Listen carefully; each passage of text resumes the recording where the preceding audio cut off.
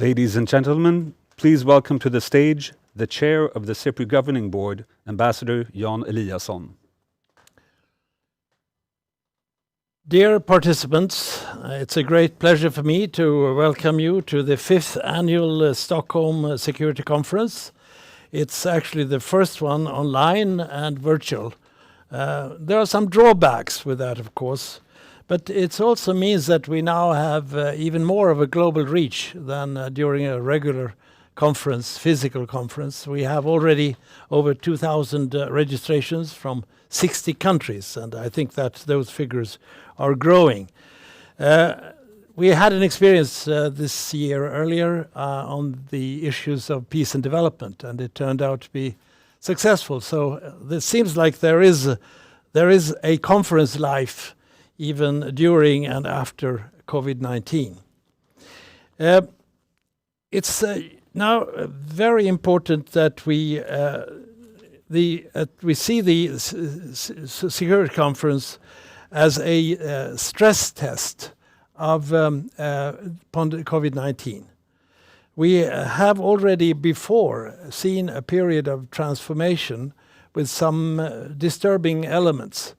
So COVID-19 in a way increases that stress test for us, and that's why it's so important that we have this discussion here in Stockholm and in the world today.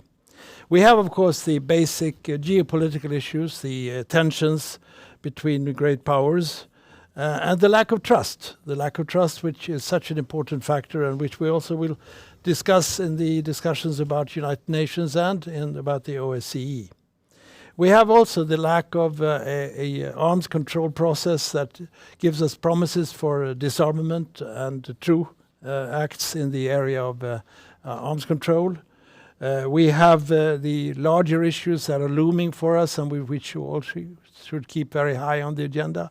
Climate change, and I would say the imperative of sustainability in today's world. We have the tool of the Sustainable Development Goals.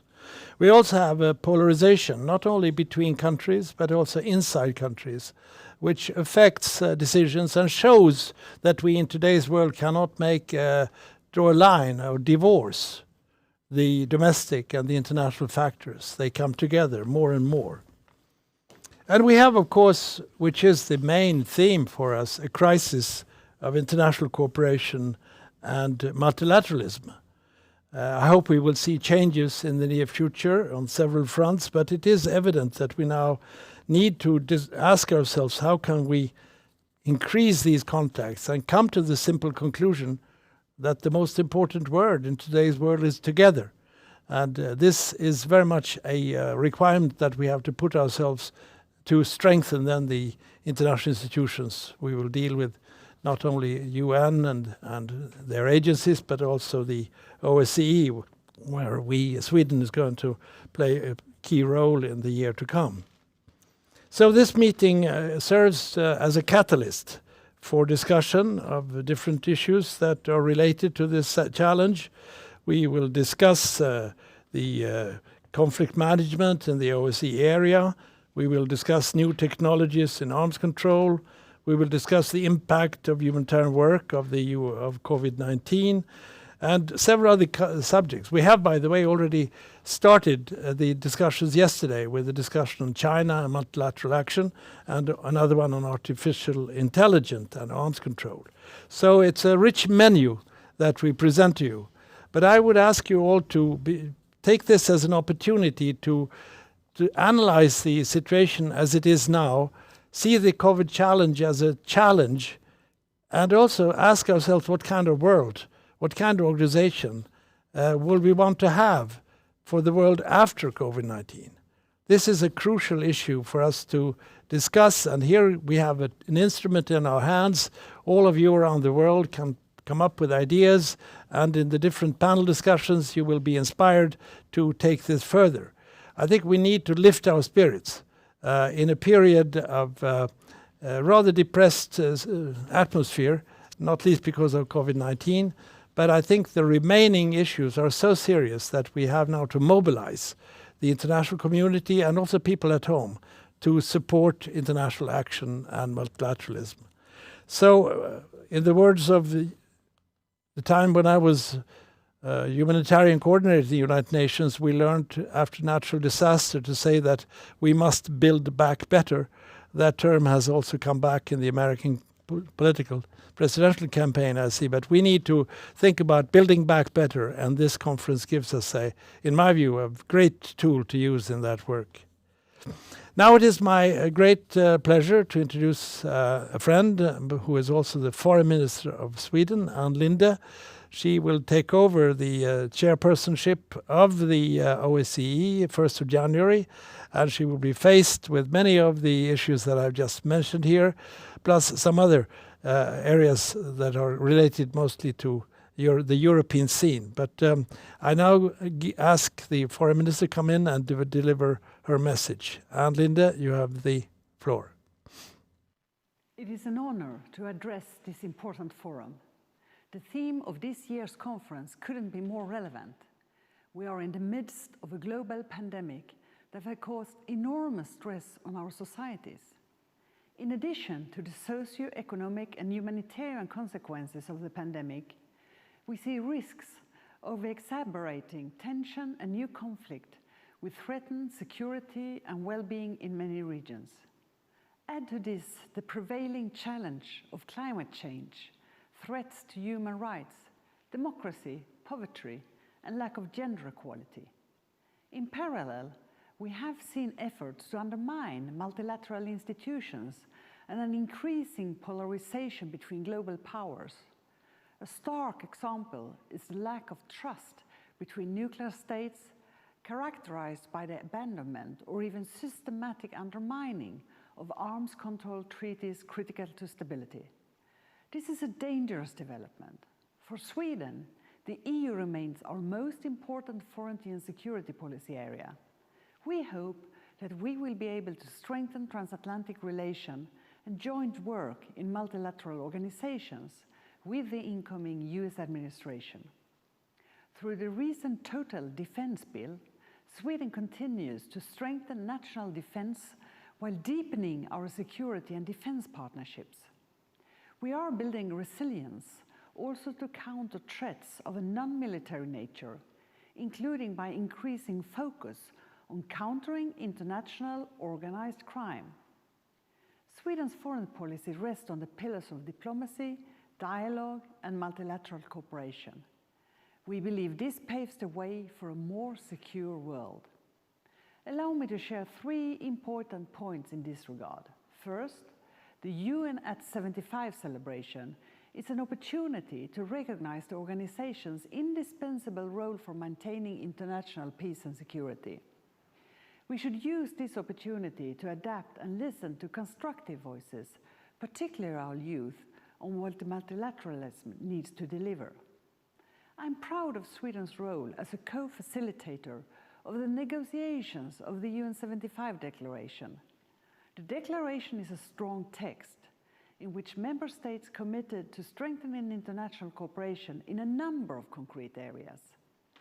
Sweden is actively supporting its implementation through a cross-regional network of world leaders. Secondly, we must continue our efforts to solve conflicts and build lasting peace.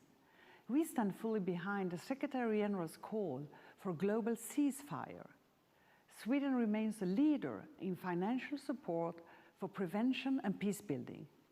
We have amplified our diplomatic and mediation efforts in places such as Yemen.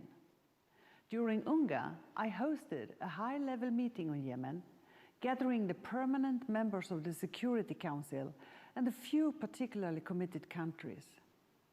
We are contributing with military and police personnel in peace operations, including MINUSMA, to be accompanied by an additional contribution to Operation Takuba in Mali. Sweden contributed to every EU-led crisis management mission, and we are part of several OSCE missions. Through the Stockholm Initiative for Nuclear Disarmament, we hope to reverse negative trends by a pragmatic stepping stone approach. The aim is to build trust and enable more substantial disarmament progress, not least in view of the upcoming NPT review conference. Thirdly, as we commemorate the 20th anniversary of the UN Security Council Resolution 1325, Sweden continues to work tirelessly to ensure participation of women and the inclusion of gender perspective in peace and security efforts. Next year, I will assume the role as chairperson in office for the Organization for Security and Cooperation in Europe, the world's largest regional security organization. The OSCE is a platform for political dialogue based on shared principles with the aim to resolve and reduce the risk of conflicts in Europe. It is also an important platform to support democratic development and human rights across its participation states. The chairpersonship is therefore a strong priority for Sweden. Some of the most important principles on which the OSCE is built include a respect for territorial integrity, refraining from threat or use of force, as well as the right of each state to independently choose its security policy arrangement. If these principles were followed by all, conflicts in our region would be more scarce. Unfortunately, we all know that this is not the case. As chair next year, we will work hard towards bringing the conflicts in the region closer to their resolutions, based on international law and the OSCE acquis. The OSCE also has an important role in conflict prevention through its comprehensive concept of security. All OSCE states have agreed that a link exists between security and the respect for human rights and democracy. This is the basis for political accountability through dialogue that takes place every week in the Permanent Council. By holding each other accountable for violations that occur, we make sure that our commitments remain relevant.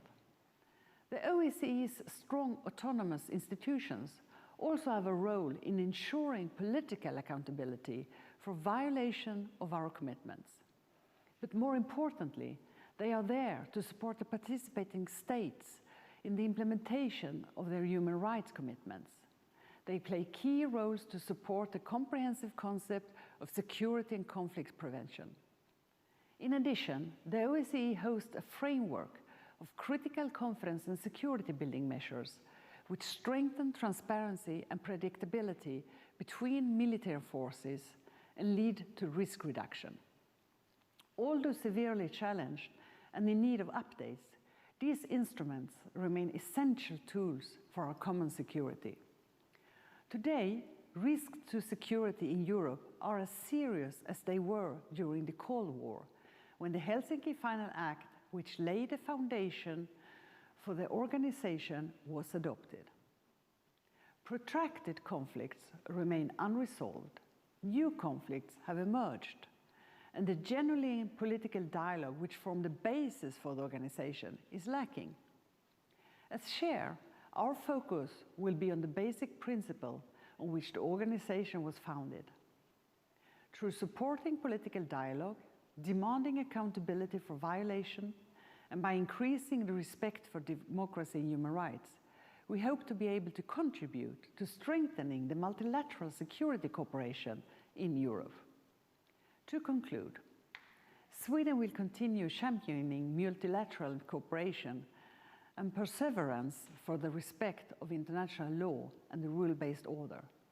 We believe this is the only way we can ensure our common security and build back better together. I wish a productive and interesting conference. Thank you. Ladies and gentlemen, please welcome to the stage the head of the task force for Sweden's chairpersonship of the OSCE during 2021, Ambassador Petra Lärke. Thank you, and thank you to CIPRI for inviting me to moderate what proves to be an interesting panel. As Foreign Minister Linda was just saying, Sweden will take on the role as chairs of the OSCE next year in a challenging and defining moment for the OSCE. While challenges to security, democracy and fundamental rights are abundant and the atmosphere for cooperation has reached new low points, there is also an increased demand for the services of the organization, for example, in Ukraine and in Nagorno-Karabakh. we are also hoping for a shift towards a more multilateral focus, both globally and regionally. Our aim as chairs will be to work to strengthen the foundations of the OSCE as an organization. We have 3 overriding priorities for our time as chairs. Firstly, we want to strengthen the respect for the European security order. It is our conviction that the answers to many of today's security challenges lie in the commitments and principles that we agreed already in the Helsinki Final Act of 1975 and the Charter of Paris of 1990. Some of the principles we agreed back then was, as the foreign minister was saying, the respect for territorial integrity, to refrain from the threat or use of force, and to respect the right of each and every country to choose its own foreign and security policy arrangement. These are core security policy interests, both for Sweden and for the whole of the OSCE region. Secondly, as chair in office, we will also support participating states in upholding the OSCE's unique comprehensive concept of security, which states that security within states lead to more security between states. We will do this with a strong focus on democracy and gender equality. Thirdly, but not lastly, we want to contribute to resolving conflicts in the OSCE region. The OSCE not only has a number of unresolved conflicts in its region, but also a vast array of tools for conflict resolution. As chairs, we will want to do our utmost to bring these conflicts closer to their resolution. With me today, I have 2 prominent experts in both conflict management and multilateralism, Ambassador Jan Eliasson and Ambassador Wolfgang Ischinger. Both of you have your own personal experiences of conflict management in the OSCE region and are excellently placed both to share an outlook on how the OSCE can perform at its best and to provide advice on conflict management in the OSCE region to all of us, but not least to us, the Swedes, as incoming chairs. So let me start by asking you, Ambassador Ischinger. You have your own personal experience of serving as a special representative to the Swiss chair of the OSCE back in 2014. How do you assess the work that the OSCE is currently doing in conflict resolution in general, and perhaps more specifically, in Ukraine? What role can the OSCE chairpersonship play in maximizing the potential of the organization, and how does one avoid the stalemate that the consensus rule can easily lead to? Please, Ambassador Ischinger. Thank you very much. I hope you can hear me all. I wish I could be with you physically in Stockholm, having had the privilege of serving as a member of the SIPRI board for a number of years. I have always cherished my visits to Stockholm, to the institution, and to your beautiful Swedish capital. So here we are, and we need to do it in a virtual way. Now, I think the first point I want to make in trying to respond to your question is to insist on the fact that, of course, over the last 6 years, the architecture and the facts of Euro-Atlantic security have changed in an almost unimaginably dramatic way. And simply to illustrate this, I'd like to go back 6 years to the month before the tragic events took place in Ukraine, in Crimea, the illegal annexation, and then the events in Donbass, which we are all familiar with.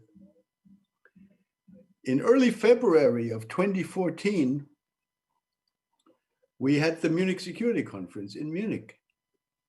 And it happened to be the occasion of 50 years of the Munich Security Conference. So we published a book at the time with the title Towards Mutual Security.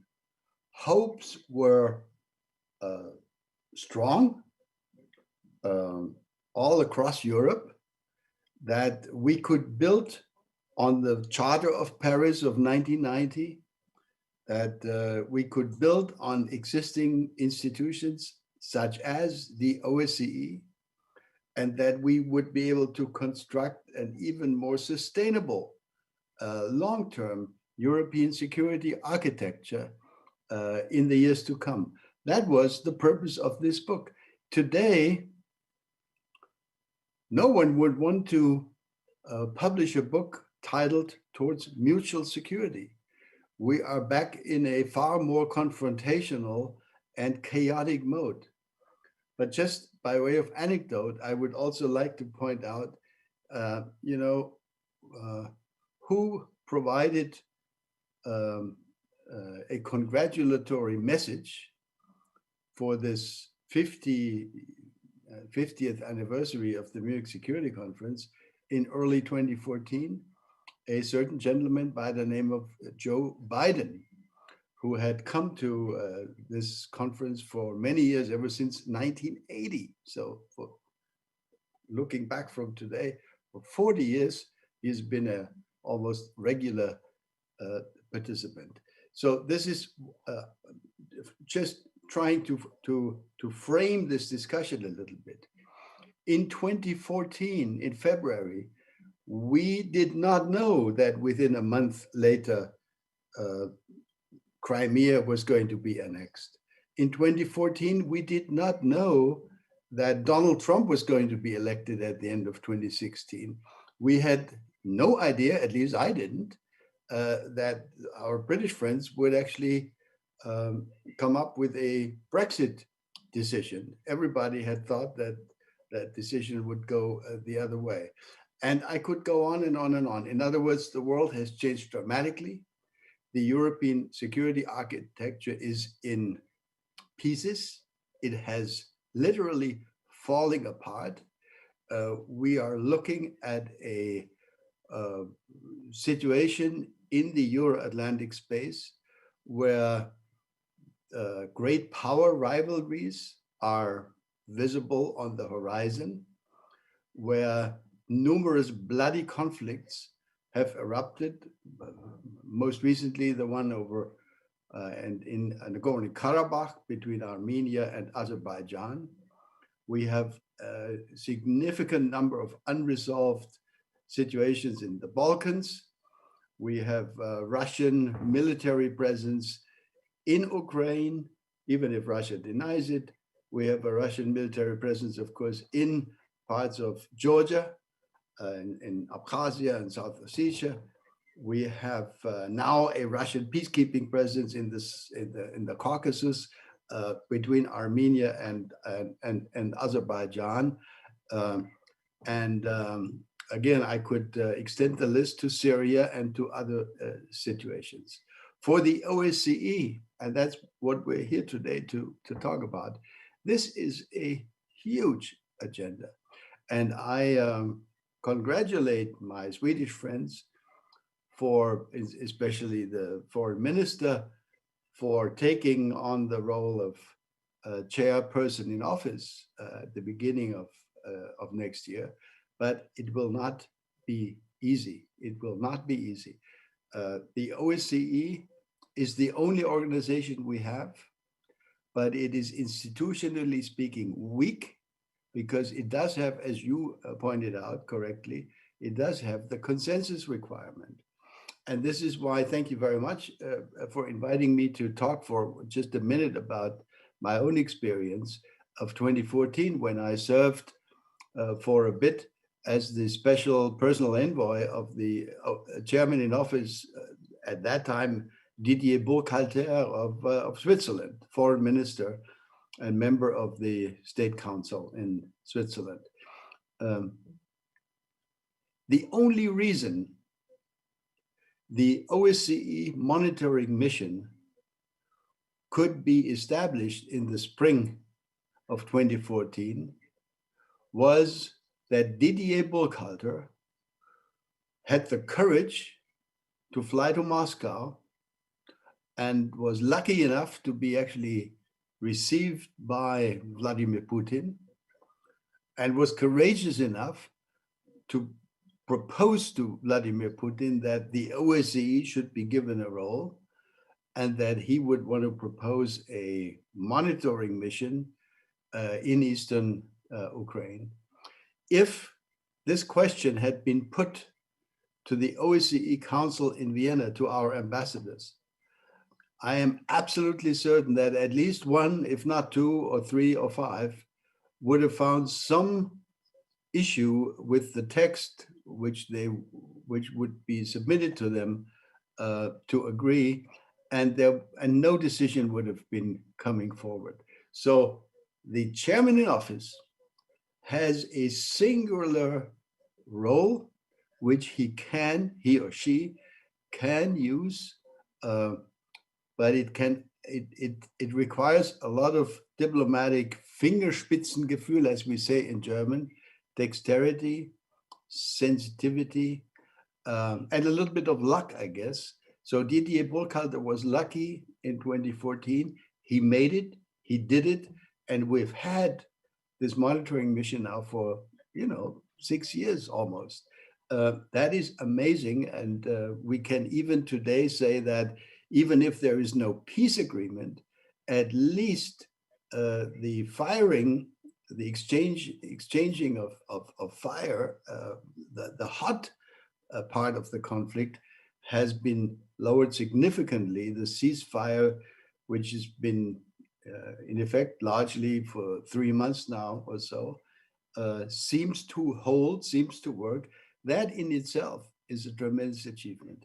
So my conclusion from my own experience in 2014 is, if you want to use the OSCE, and if Sweden in the chair next year wants to make better use of the OSCE, I think the opportunity that presents itself is to use it not with decisions to be put on the table of the council in Vienna, but to pre-cook whatever decisions you want to have through personal activities, personal responsibilities accepted by the chairperson in office.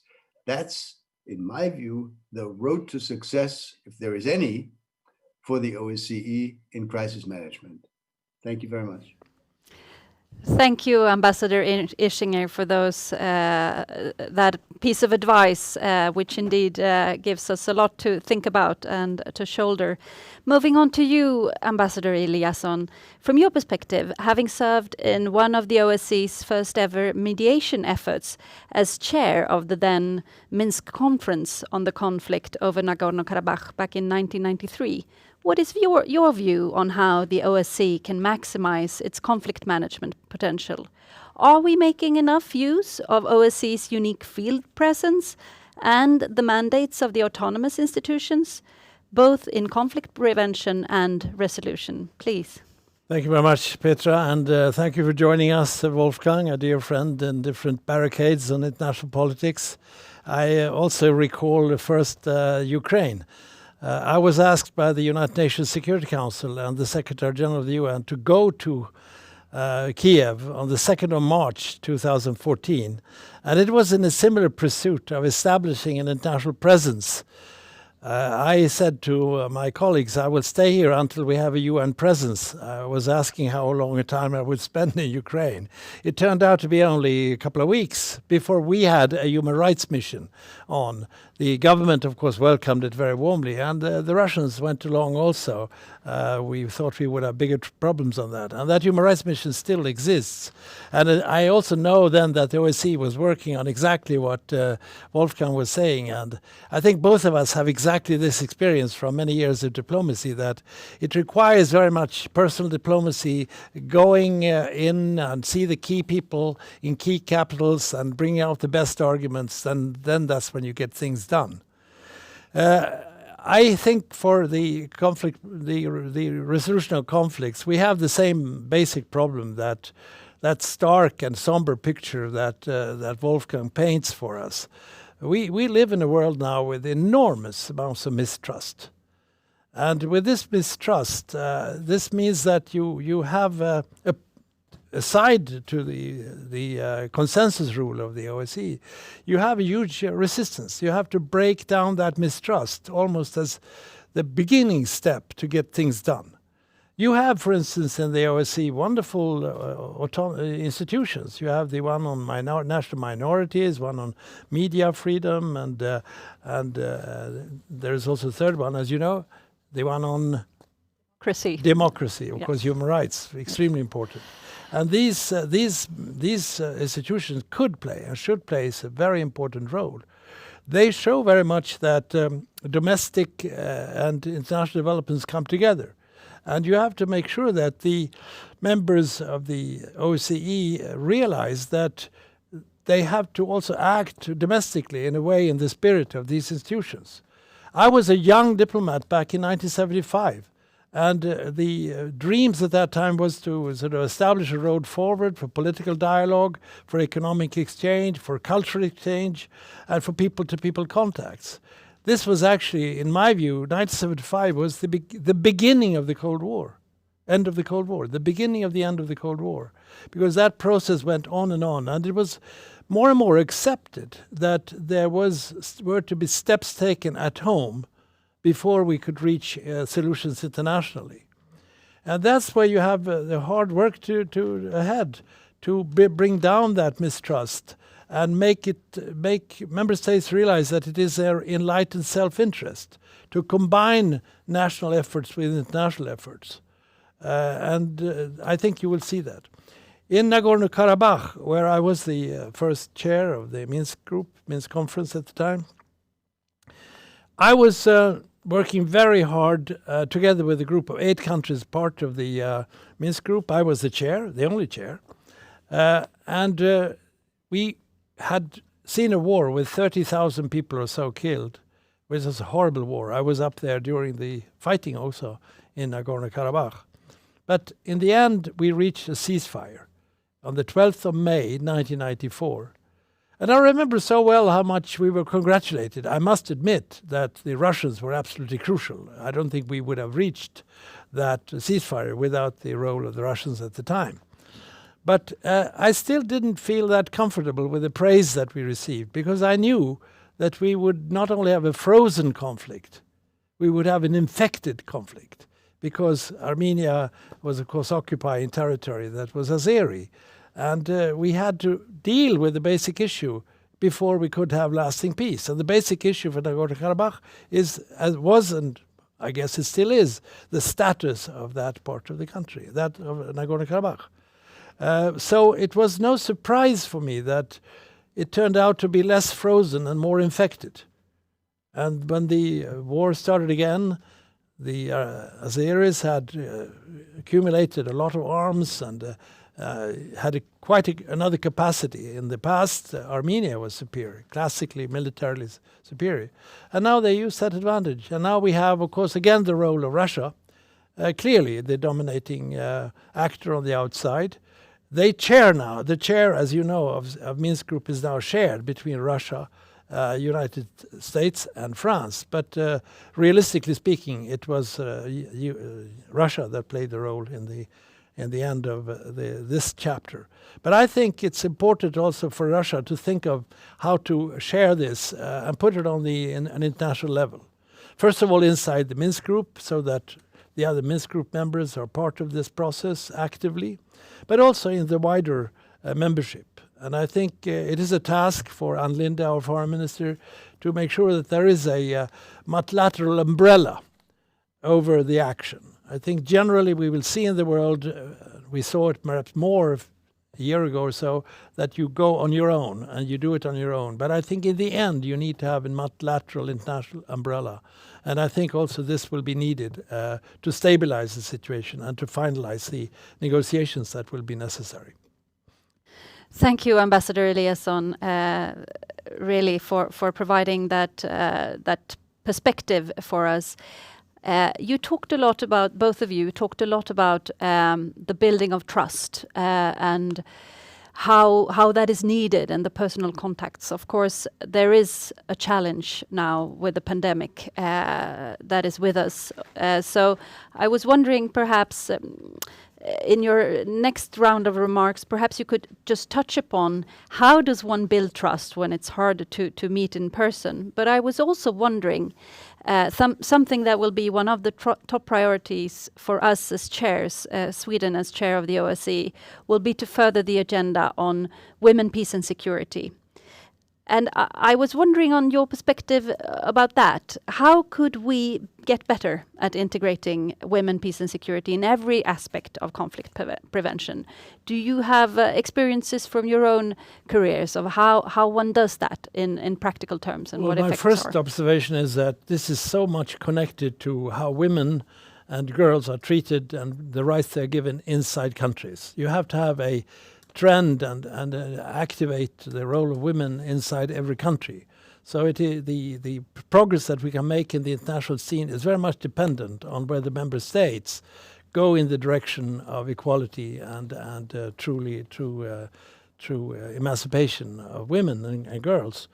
Having said that, I must say that we in the UN have done a lot. I remember during my almost 5 years at the UN as Deputy Secretary General, we made it a rule that we should always have women on the different committees and on the different negotiation teams and so forth. And some of us refused to take part in panel discussions without a woman and so forth.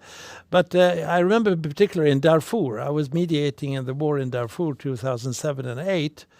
I remember that how I insisted, but helped by my co-chair, which was Salem Ahmed Salem from African Union, who was very, very progressive on women's position, that we in the negotiations that would start in the fall of 2007 would have women in the delegations. We had to press it on both sides, I must say. But in the end, we had the women present at the peace negotiations in Sirte in Libya at the time. And I must say it was such a vitalizing, positive influence, because the women came there, 25 from each side, the Darfur side and the Khartoum side. And they brought the realities to the negotiation room, because they showed that what happened when the children can't go to school, what happens when you don't have water in the village. And they really were very angry and tough with the negotiators from government. And it wasn't that popular among some of the official delegations, mostly men, almost all men, but I really saw that power of bringing in what represents basically half of humanity that should play that role. So I commend Sweden for its feminist policy generally, but also for trying to also bring this into the discussions at OSCE. But remember, it always starts at home. Thank you. Ambassador Itchinger. I couldn't agree more with my good friend Jan Eliasson. Let me just add, as far as bringing more women to the table, also more qualified women. I recall when I entered the German Foreign Service in 1975, by the way, a long time ago. I was part of an entrance class of 33 hopeful young diplomats, an all-male class, all male, not a single woman. I'm proud to say that over the last couple of decades, that has significantly changed. We have now had not only one, but several what you would call in English permanent undersecretaries. We call it state secretaries, the highest ranking civil servant in the Foreign Service. We've had several women at the top. Our current ambassador to Washington, D.C., which is a place where both Jan and I served many years ago. Our current ambassador is a wonderful, highly qualified, really the best woman, and I think we've made progress. In my current capacity at the Munich Security Conference, I have to admit it has also been an uphill battle. When I took over this responsibility in 2008, most of the participants of an event which was then much smaller than it is today were, of course, male generals, male parliamentarians, male foreign ministers. But there again, we have made progress. I recall just a few years ago, I forget which year this was, 3, 4, 5 years ago, we had this group photo taken of 4 European defense ministers who were all female defense ministers, not foreign ministers. So the lineup has changed. We have progressed from like 6, 7, 8% women among the participants of the Munich Security Conference 10, 15 years ago to more than 20, with the curve continuing to go up.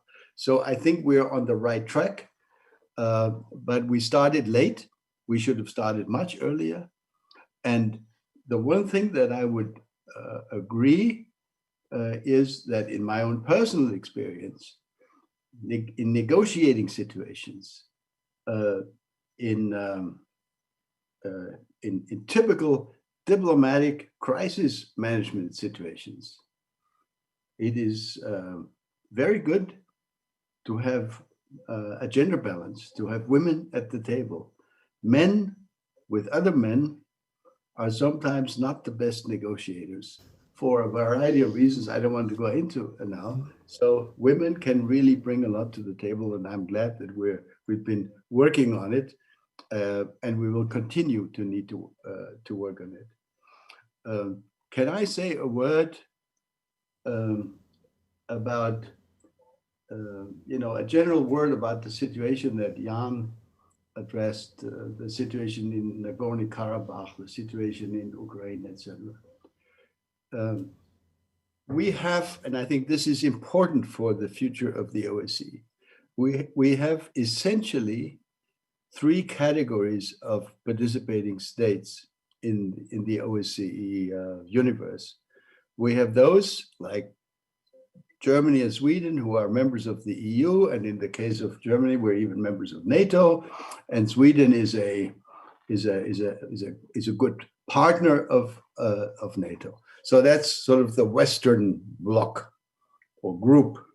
And then we have, of course, Russia and those parts of the former Soviet Union that consider themselves closely related to or allied with or partners of the Russian Federation. And then we have a third category, and for lack of a better term, I know they don't like this term, but I don't have a better one. Let's call them the countries in between, like Georgia, like Ukraine, like Azerbaijan and Armenia, like Kazakhstan and Moldova and others. And the problem is that we have not found a way to provide a sense of security for these countries. The breaking apart of the 1990 fundamental agreement at the Charter of Paris of what a security architecture in Europe should look like has had its most negative effects on the security of these so-called countries in between. And I think we should try to restart a discussion with our Russian friends. And I just want to share one point with you, which I think we might want to use in addressing our Russian interlocutors about this issue. I think if we don't get our act together and find a way to improve the sense of security for these countries, more and more of these countries will ask for NATO membership. It's almost inevitable. Georgia is asking for NATO membership. Ukraine is asking for NATO membership. I cannot make predictions, but I would not be surprised if a number of other countries would follow that. Can that be in the interest of the Russian leadership? Probably not. So I think this gives us one, item of discussion to kickstart a process to figure out a way to re-envisage a security architecture that would not leave these countries without support, without a security system, without reliable institutions. And I would hope that Sweden, when Sweden is in the OSCE chair next year, can help drive this effort forward, because we have been speechless between the United States and Russia, between NATO and Russia. The NATO-Russia Council has not played any useful role in recent years. It has practically not met. And when it has met, it has not led to any meaningful outcomes. So restarting a European security dialogue with the long-term aim of recreating something that smells and looks a little bit like the Charter of Paris, I think that's got to be the long-term ambition of those of us in Europe who believe in sustainable, in permanent peace and in a stable security architecture. Thanks. Thank you, Ambassador Ischinger, and thank you for those visionary words. And of course, the Swedish chairpersonship, as we were saying earlier, does rely heavily on already the Helsinki Final Act and the Paris Charter, whereby it's stated also that all states have the right, indeed, to choose their own foreign and security policy arrangement. So I think that ties in very well with what you were just saying. I thought perhaps we could look a little bit at the OSCE's unique concept of comprehensive security, whereby the commitments undertaken in the human dimension not only belong to the internal affairs of that participating state, but are the legitimate concern of all the participating states. The region faces a lot of challenges in this respect.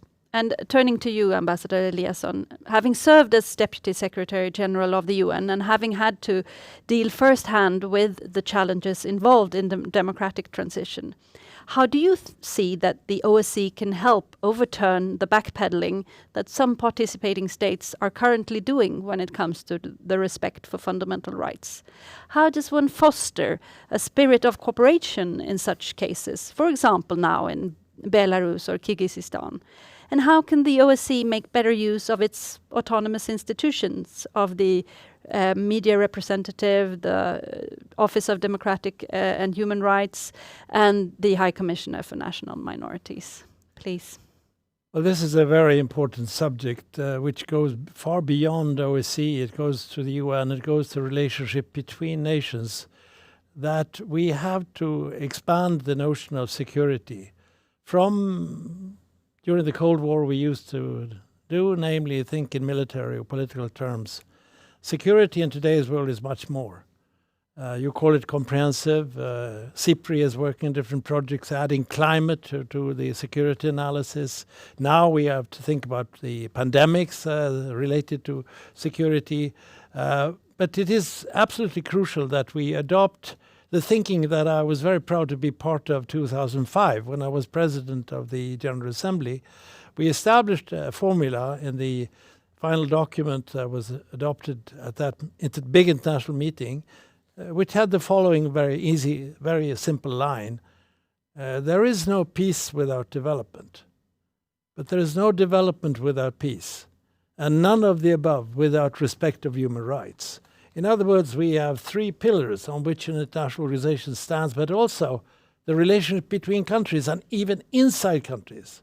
You need to see the importance of peace for development and development for peace and human rights for the stability of any agreement. And I think this broader thinking is the road of the future. The threats which we face today are of an existential nature in the area of climate. And I think the bridge that we should build is to deal with the enormous mobilization against the pandemics. If we could translate that to the next stage, for instance, to use these enormous resources also for the next stage, namely the dealing with the climate change. So I think you're off to the absolutely right track. And actually, the visionaries back in 1975, Final Act, had a thought about that, you should introduce economic exchange and cultural exchange. It didn't speak about human rights at the time, but it was actually what it was all about. Now, to the issues of, you mentioned Belarus. We have to understand, and I'm astonished that it is being disputed, human rights are universal. That's the absolute basis of the human rights complex, that it is a universal machinery. It's easier to understand if you also add the less controversial aspects of human rights, namely economic rights, social rights, cultural rights. It's evident for all. But this, when you get to political and civil rights, where you have the old tensions coming back. But if we start to lose sight of the fact that this is universal, and you sort of develop a set of human rights that are typical for a special region or special religion or whatever, where do we land up? So I think it's very important that there is really no right to say that you cannot from the outside have an interest in what goes on inside other countries. If I use political terms, I would say solidarity must not stop at a border, but solidarity must stop at people in need. Now, here I come to the old contradiction between sovereignty on the one hand and thereby the risks of being, charged for interfering in internal affairs. But I think the starting point must be to remind everybody that these rights, whether it is the media, whether it is the right of assembly, whether everything that is now disputed in Belarus, of course, the government has that power. And it's a reality. We are not in the ideal world where, from the outset you can force yourself into a country. Humanitarian intervention was discussed once upon a time. It failed. So it has to be done in cooperation, coordination with the country. I'm glad the chairmanship, I think Albania started, but I'm sure that I know that the incoming the chairmanship will also offer facilitate a dialogue between the government, the regime, and the opposition. But I would hope that you use what Wolfgang was touching upon in the beginning, the element of personal diplomacy and seeing the key actors and discussing these issues to facilitate this realization. Because in the end, it could turn out to be a very nasty conflict, which could be spread at the outside and, of course, cause misery in the country. So in the enlightened self-interest, there should be such a dialogue. But I think you need to tread carefully.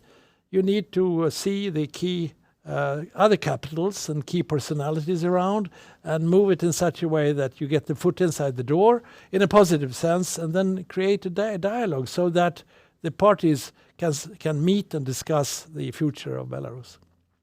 Thank you. And indeed, of course, as you were referring to, the current chair in office, Edi Rama, and our foreign minister, incoming chair, Ann Linde, have indeed offered to facilitate a dialogue between the regime and the opposition. But the Belarusian regime has so far not given an answer to this, and the circumstances don't allow for such a dialogue to take place at this point in time, given that the opposition is either in forced exile or in jail.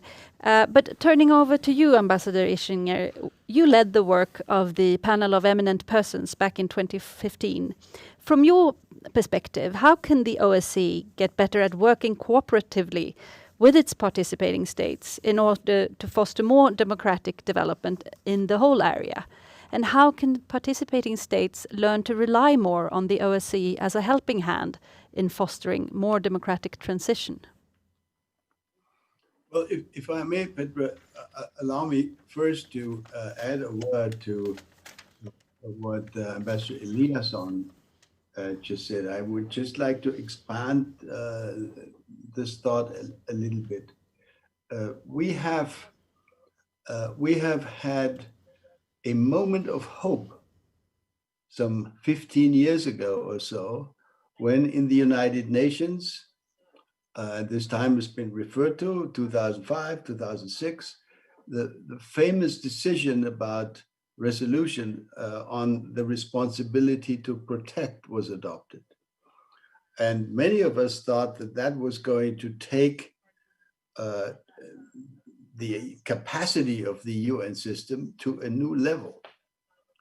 What unfortunately we have had, and we don't have time to go into the reasons, what we have had is that there have been accusations of misuse of this principle, and it is now not à la mode, so to speak. It is not something which you can easily quote and obtain support from significant majorities in the UN system or elsewhere, which is totally regrettable.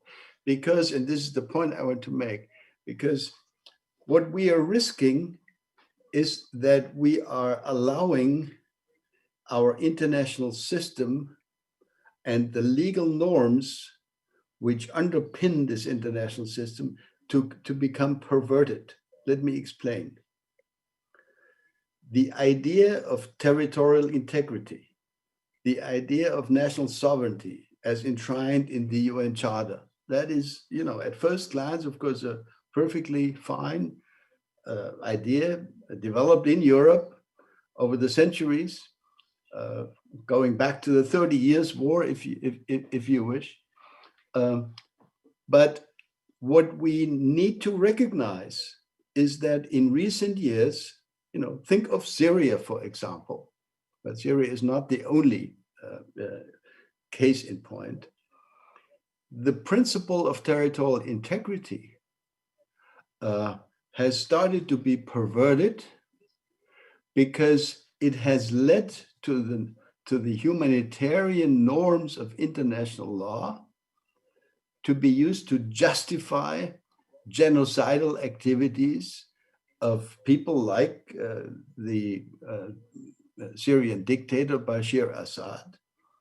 In other words, our international system is under threat of becoming a system which is tailored to protect dictators rather than protecting human lives, rather than protecting civilians, rather than protecting the lives of individuals. But that's what the international system should be doing.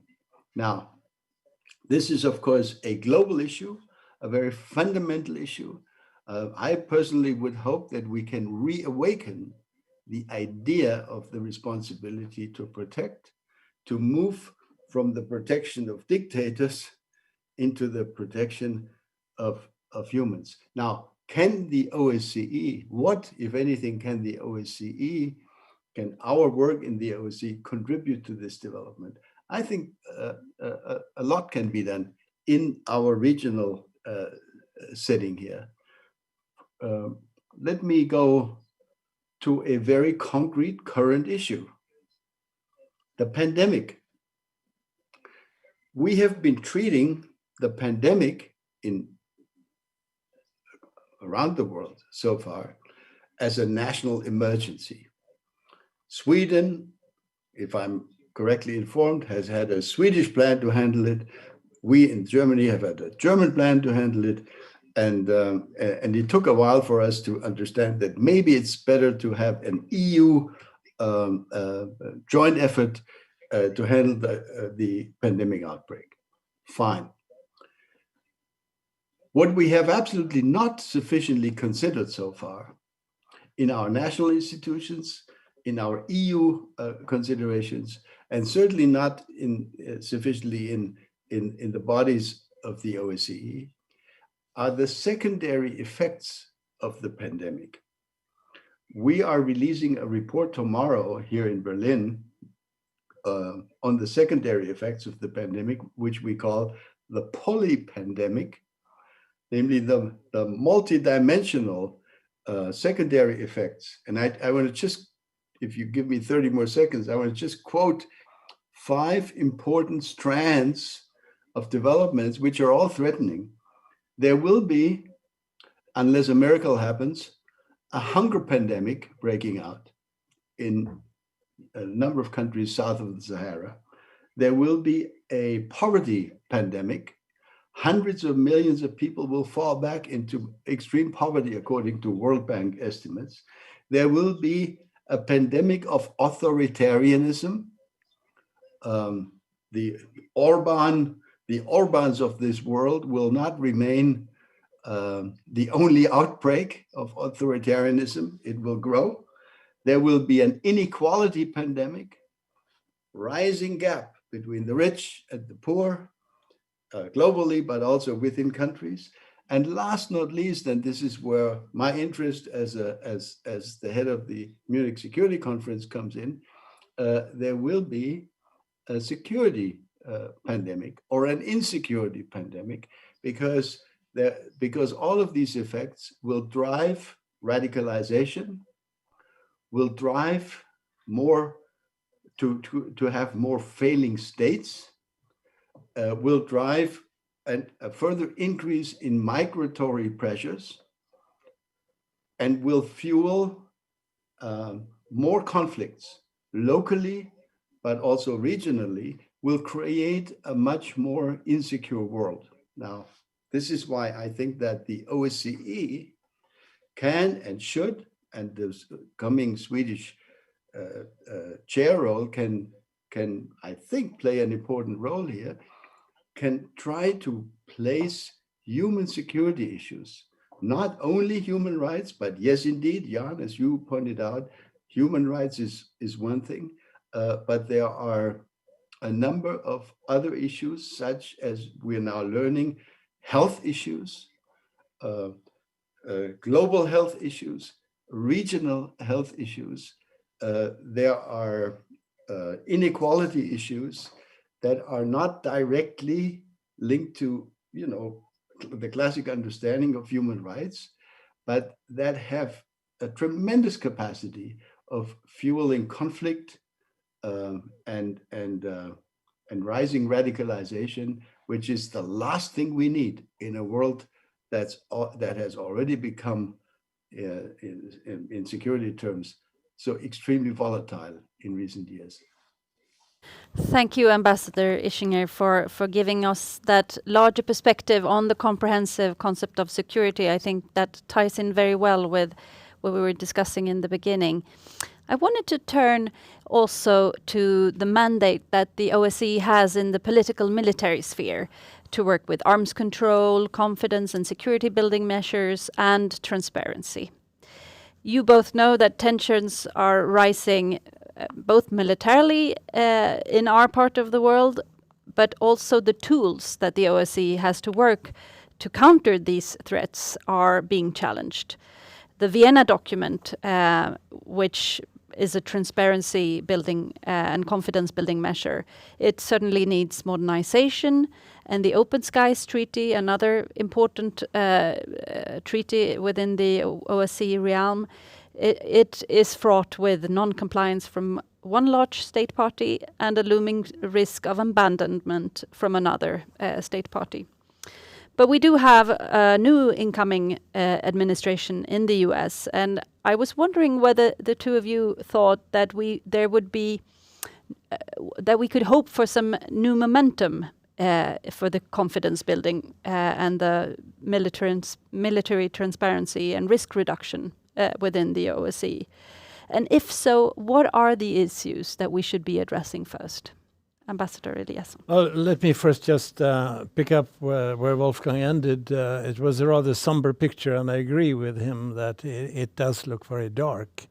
But I think there is also the possibility, and you mentioned it here very clearly and openly, that there is a new administration coming in Washington from the 20th of January. And that the signs are very much in the direction of coming back to international cooperation. I think it's been a shame that we have, for instance, on the area of pandemics, seen US leave WHO and clearly go a national road only. And we also, European nations, had our own problems in the beginning of pandemic of even, trade between us. So I think, but there is also now the the hope that we could have a new start. Not the. I hope we have a new start. Expansion, by the way, CIPRI works with that very hard. But that we should sort of ask ourselves. We should have a very lively discussion, not least at this conference. What kind of world do we want to see after COVID-19? You saw the dark clouds that Wolfgang painted. But there is also the possibility, perhaps encouraged by what goes on in the United States right now, that another direction is taken, and that we realize that a good international solution is in the national interest of member states. If you can come to that solution, that it is your national interest to have good international solutions, climate is obvious, migration is another, then you have really made great progress. And I think we're on the way to go that direction. On the security side, you come back all the time to trust, the lack of trust. I mean, if we had trust between all the OSCE members, you would use the minority, national minorities representatives and the organization for that. You would use the media freedom. You use the democracy mandate on human rights. And all that should be used, but if you don't have that trust, you have to really start from another starting point. Therefore, I think it's important now. What we should do is to look at, you know how bad shape both Open Skies are and the other document, the Vienna document.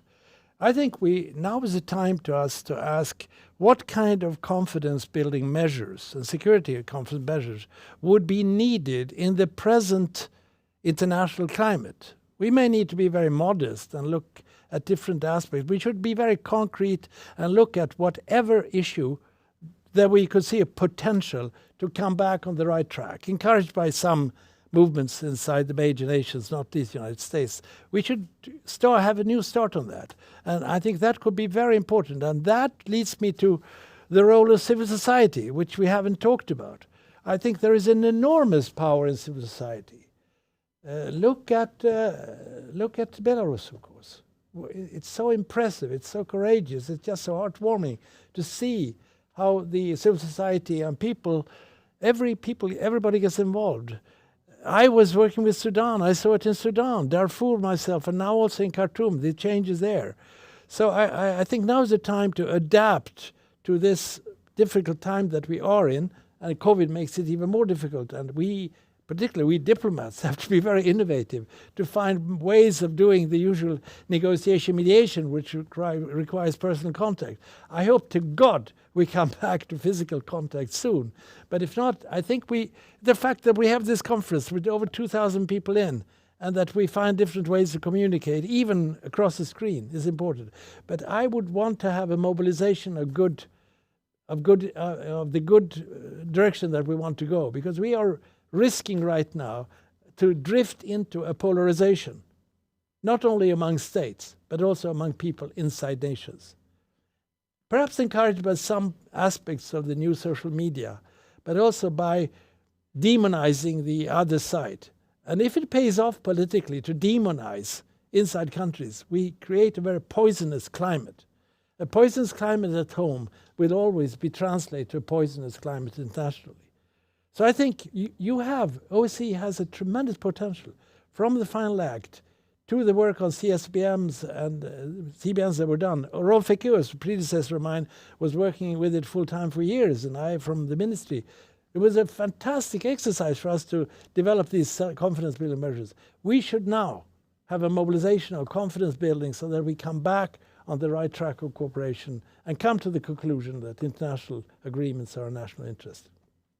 Thank you. Thank you. Ambassador Ischinger, we're talking about trust here, but do you think it's even possible to start rebuilding an atmosphere of dialogue and trust in this area when some of the most principal commitments of the European security order are being violated by at least one of the participating states?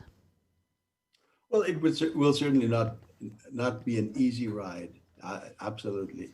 The thing with trust is it's very easy to lose it. That's true in a marriage, in personal relationships.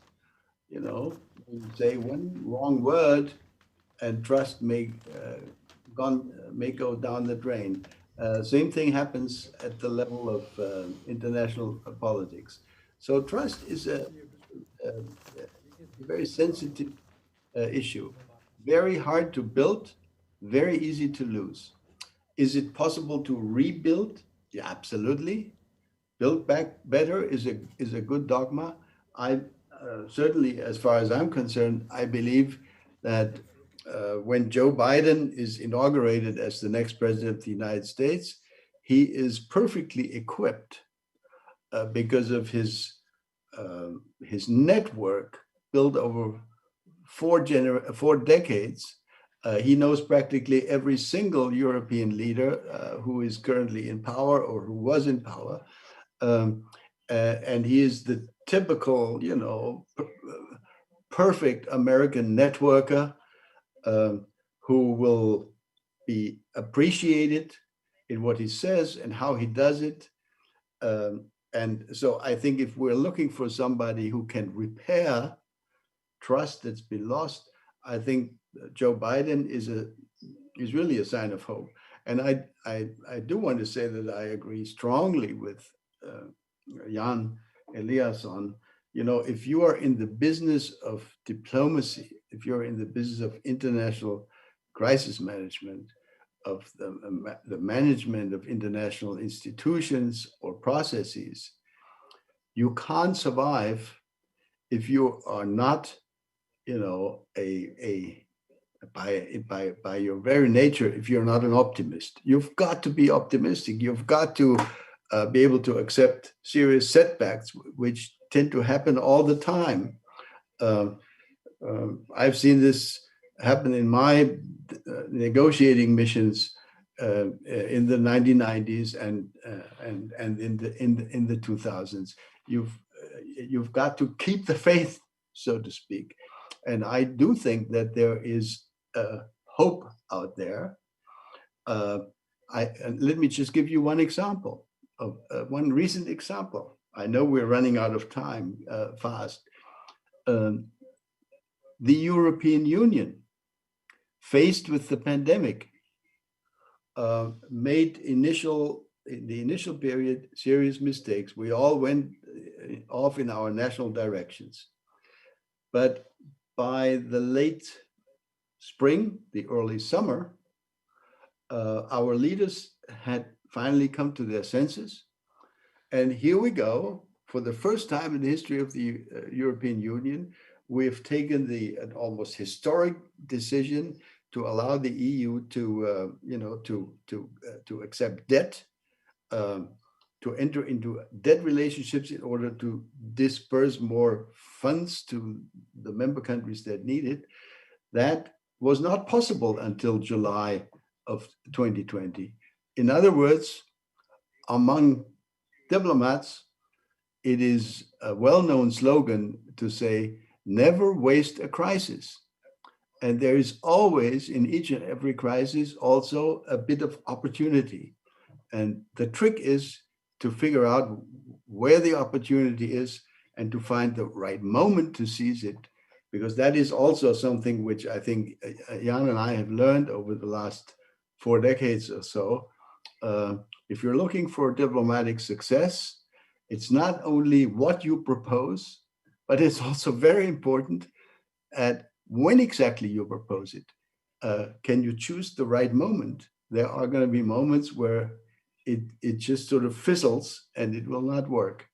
But if you're smart as a diplomatic negotiator, you choose the right moment and bah, you go off and you score. And that's not impossible. It's happened, I'm sure, to both of us. And that's, I think, that's got to be the spirit of optimism that needs to carry us forward into what surely will be another difficult year, 2021, with the pandemic not yet fully over, with continued secondary, very nasty secondary effects of the pandemic, as I try to present. But we'll get it done, I'm quite certain.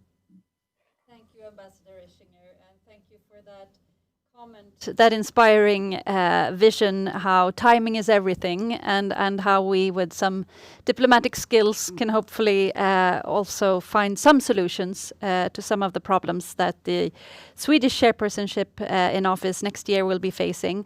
But I also want to thank you both for this very interesting discussion that we've had, Ambassador Jan Eliasson, Ambassador Wolfgang Ischinger. I've truly learned a lot, and I'm happy to conclude this session and to introduce the next one, which will be held at 15:15, and will be talking about challenges to the international cooperation, past, present, and future. Thank you. Thank you very much. Thank you, Jan. Thank you, Petra. Thank you, Wolfgang. Welcome back to Thank Stockholm, you. even without being a member of the board. Yes, indeed. Thank you so much. It's been a real pleasure. Great.